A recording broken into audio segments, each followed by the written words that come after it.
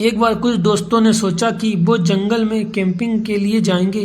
यह एक घना और पुराना जंगल था जिसके बारे में लोगों में कोई भयानक कहानियां मशहूर थीं।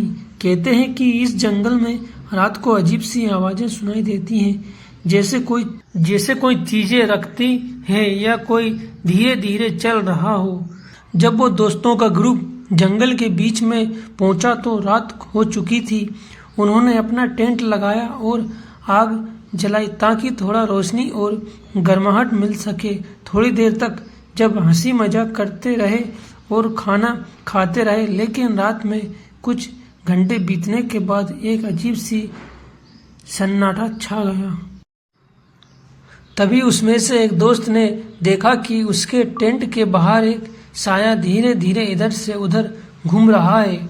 उन्होंने सोचा कि शायद कोई जानवर होगा, लेकिन थोड़ी देर बाद वो साया टेंट के अंदर करीब आने लगा और कोई चुपचाप बैठे हुए था, किसी की हिलने की भी हिम्मत नहीं रही थी। अचानक उसके टेंट का बाहर किसी औरत के रोने की आवाज सुनाई देने लगी।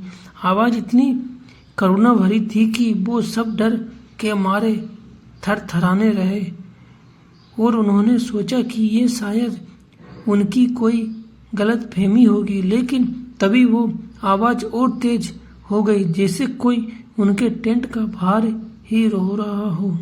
एक दोस्त ने हिम्मत करके टेंट का जिप खोला और बाहर झांकने की कोशिश की। जैसे ही उसने बाहर देखा, उसने देखा कि एक सफेद साया में लिपटी हुई औरत वहां खड़ी थी।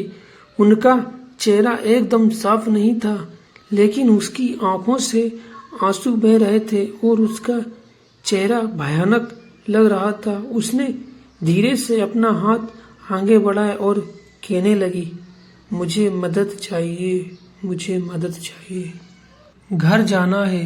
वो सब दोस्त डर के मारे वहां से भाग निकले और अपने टेंट और सारी चीजें वहीं छोड़ दिए।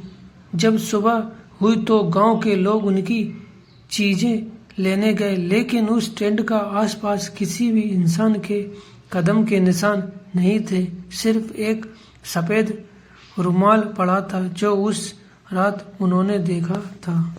आज भी लोग कहते हैं कि उस जंगल में वो औरत रात के वक्त मदद मांगती हुई भटकती रहती है और जो भी उसकी आवाज सुनता है उस पर कोई ना कोई बला जरूर आती है।